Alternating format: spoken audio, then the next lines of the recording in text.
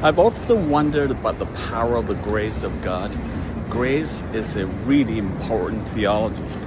Titus 2, verse 11, for the grace of God has appeared that offers salvation to all people.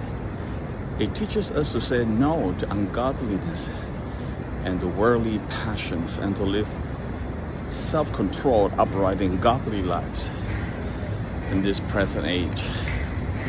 So what is the grace of God? Actually, it says the grace of God has appeared that offers salvation to all people. That verse and those following NIV Study Bible, Carson's, the verse those follow give the doctrinal basis for the behavior called in previous verses grace of God.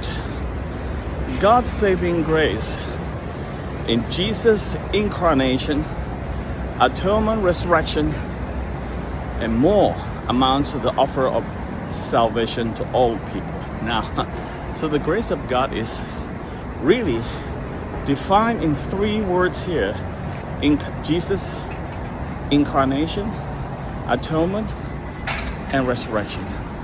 So the grace of God appeared means Jesus' incarnation appeared, okay, which is Christmas.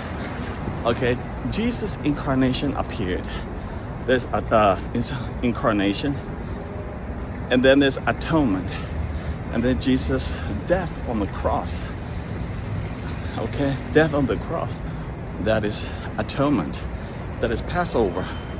They call it Good Friday. I just call it Passover. And then there's a resurrection. Okay, the resurrection is Easter.